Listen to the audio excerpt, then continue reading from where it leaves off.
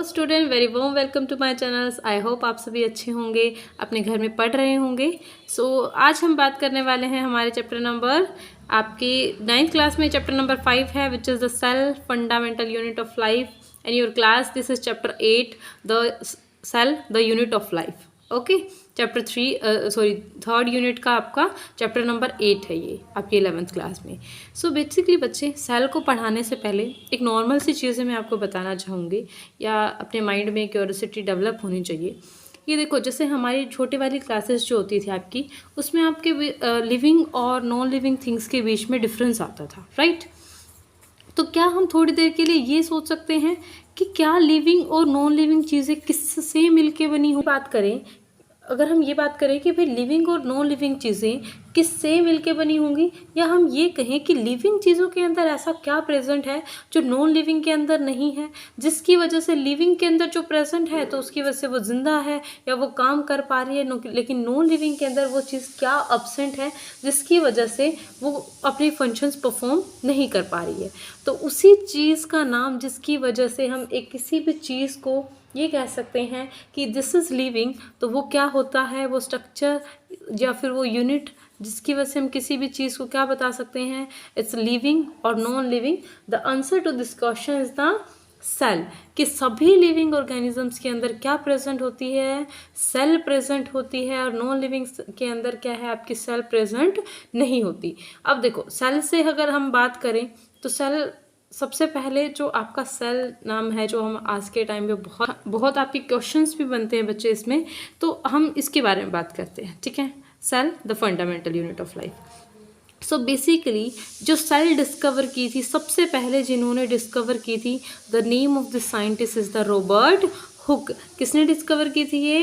Robert Hooke ने discover की थी। कब डिस्कवर की थी बेटा? 1665 में डिस्कवर की थी। और इनका क्या बताना था कि भी मैंने प्लांट, इन्होंने कैसे डिस्कवरी की थी आपकी, कि इन्होंने प्लांट की जो बार्क होती है, जो आप लोगों ने देखो, आपने आपके आसपास एरिया में कहीं भी जा रहे होंगे आप लोग, तो आपने किसी भी प्लांट के बाहर एक ऐसे इस तरीके से ब्लैक कलर की आउटर कवरिंग देखी होगी जो नॉर्मली ड्राई होती है, ठीक है, आप लोगों ने वो देखी होगी।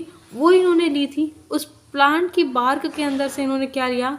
कोर्क लिया। और कोर्क से इन्होंने क्या डिस्कवरी की बेटा, कि कोर्क के अंदर, बिकॉज वो सूखी हुई हैं, तो उन्होंने उसको क्या बताया कि डेड सेल्स हैं। तो सबसे पहले जो आपका सेल नाम है, ये सबसे पहले किसने दिया था? रॉबर्ट हुक ने।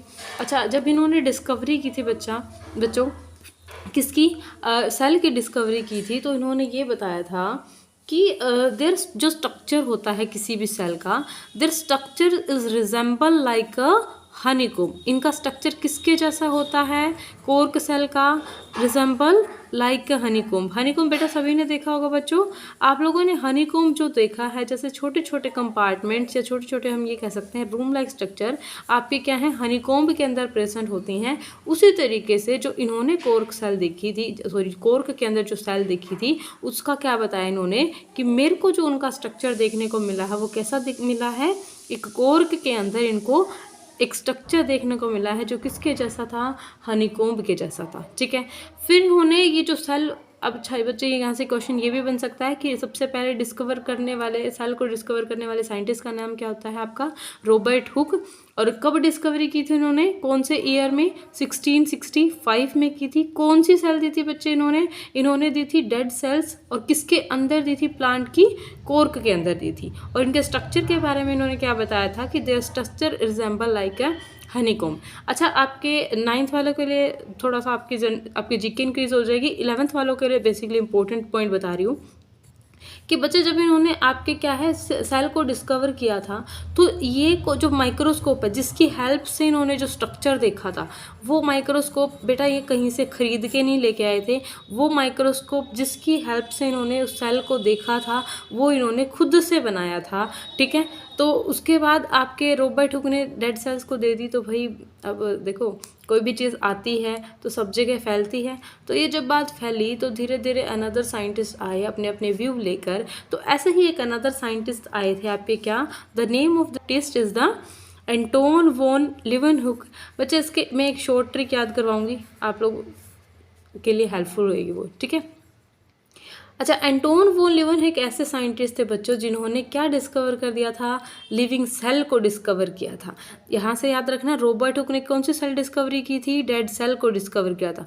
अब बेटा जब डेड सेल डिस्कवर हो गई हैं बच्चों, तो कहीं ना कहीं ये क्वेश्चन हमारे माइंड में भी आना चाहिए कि भाई जब डेड सेल आ गई है तो लिविंग सेल भी तो आए, हमें भी तो पता चले कि क्या होती है एक सेल, लिविंग सेल। ठीक है, तो लिविंग सेल को डिस्कवर करने वाले जो भाई साहब थे उनका नाम क्या था, एंटोन वोन लीeuwenhoek। क्या नाम था उनका, एंटोन वोन लीeuwenhoek। अच्छा, इसको याद कैसे करेंगे आप, बड़ा सारा नाम आ गया, कोई बात नहीं है, हो जाएगा याद। यहाँ से देखो बच्चे, एल वर्ड आया है, एल से लीeuwenhoek याद रख लोगे, एल से ही यहाँ याद रख लेना क्या, लिविंग सेल। तो लिविंग सेल को डिस्कवर करने वाले साइंटिस्ट का क्या नाम था आपका, एंटोन वोन लीeuwenhoek।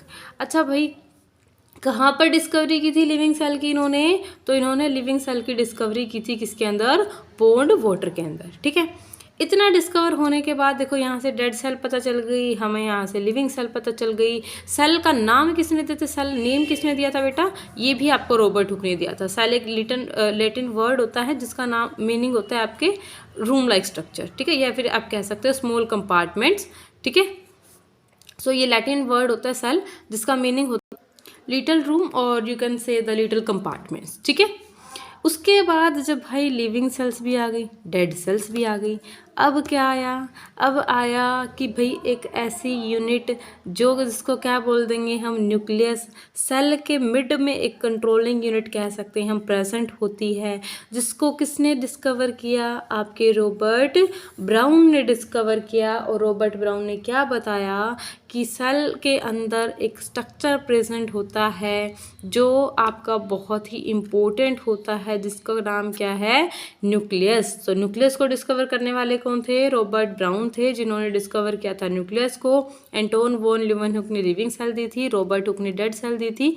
किसके अंदर, प्लांट की कोर्क के अंदर। जो सेल वर्ड दिया था वो भी किसने दिया था, आपके रॉबर्ट हुक ने। अब इसके बाद बेटा जब आपके क्या है, सेल का भी सब कुछ डिस्कवर हो गया, भाई न्यूक्लियस भी डिस्कवर हो गया।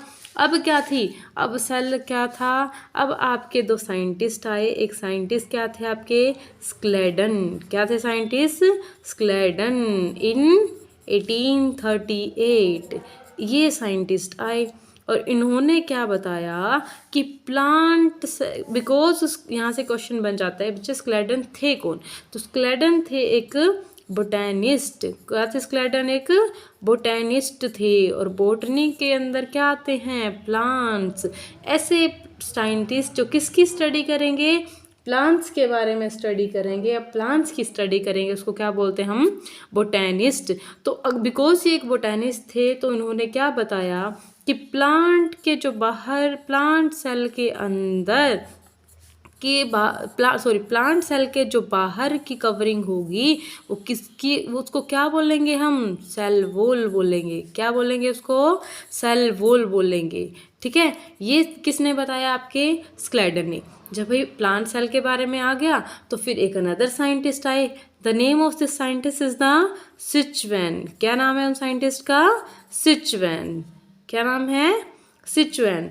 कब, इन 1839 में सिचुएन एक क्या थे, जूलॉजिस्ट थे। क्या थे, जूलॉजिस्ट। अब बेटा इसको याद कैसे करेंगे, जू मीनिंग होता है क्या, एनिमल्स के लिए वर्ड यूज़ करते हैं जू, और लॉजिस्ट ऐसे साइंटिस्ट जो आपकी किसकी स्टडी करते हैं, आपके एनिमल्स की स्टडी करते हैं, उनको क्या बोलते हैं, जूलॉजिस्ट बोलते हैं। तो यहाँ से आपके 11 नीट में क्वेश्चन पूछ सकता है कि बोटैनिस्ट कौन थे, स्क्लेडन थे, और आपके सिचुएन क्या थे, एक जूलॉजिस्ट थे।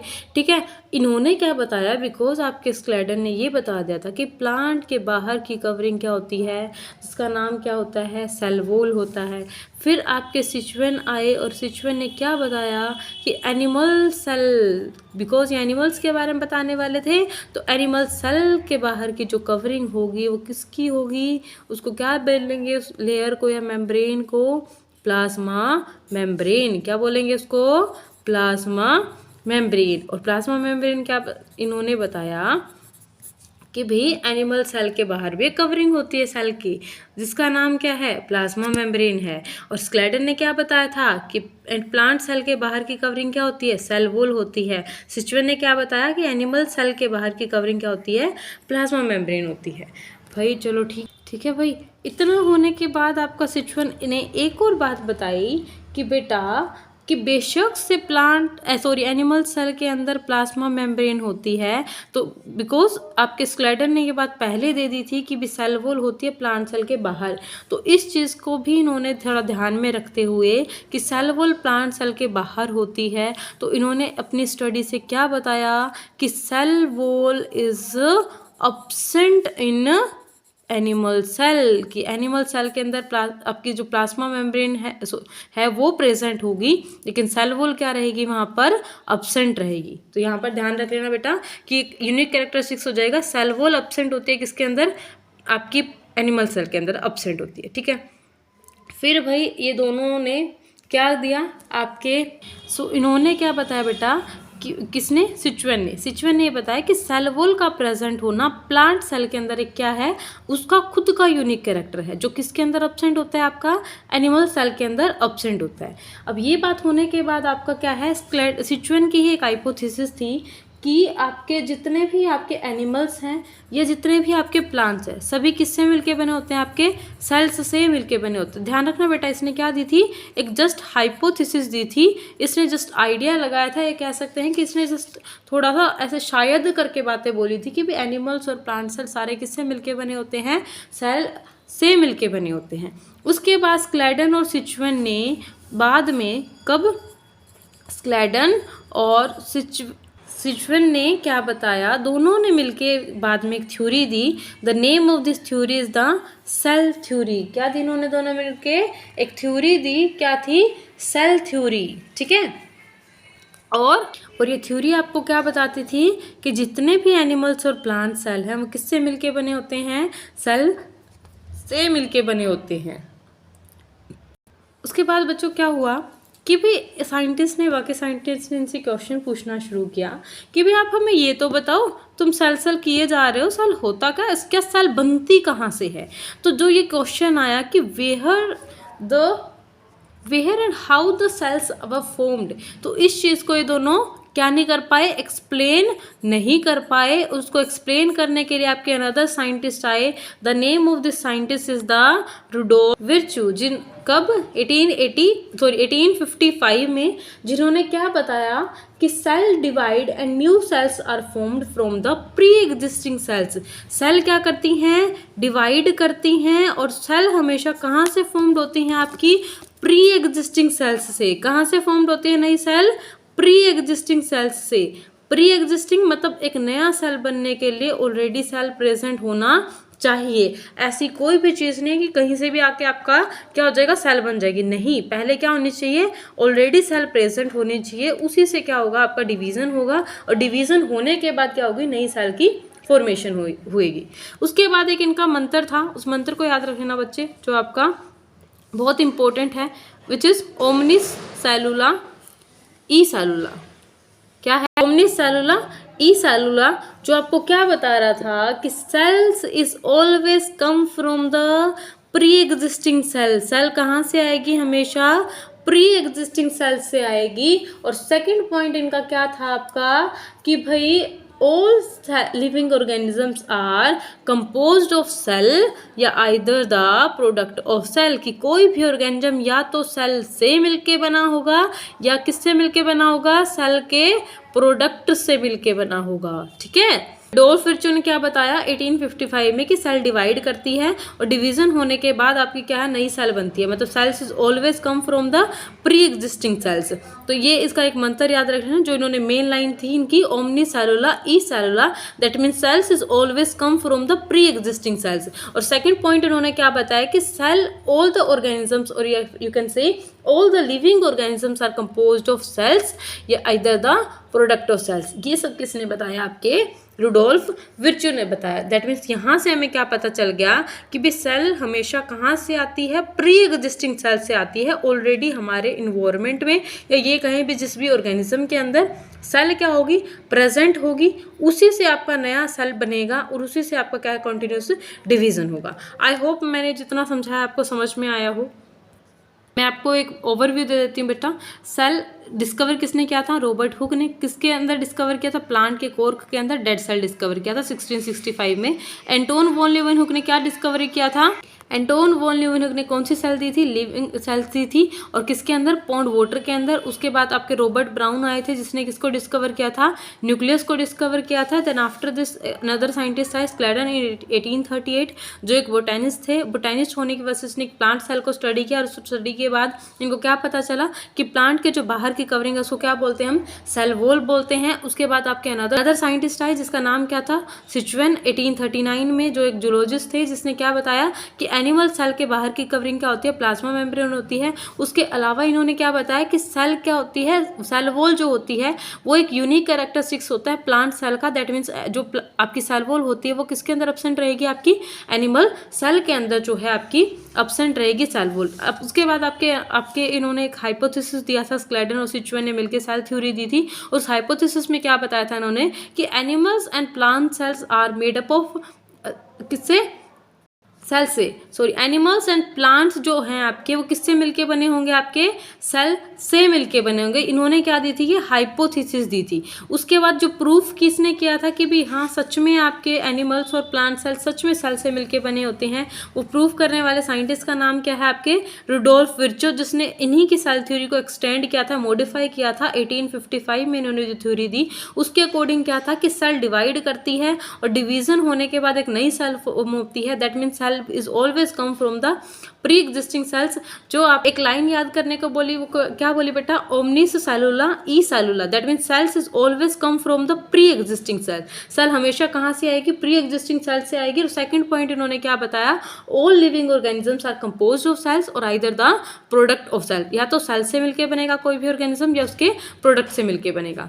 आई होप जितना मैंने पढ़ाया तुम्हें समझ में आया हो। इफ़ आप लोग को समझ में आया हो, वीडियो अच्छी लगी हो, please like, share and comment. Hope for the best. See you in the next video. Bye bye, students. Good night.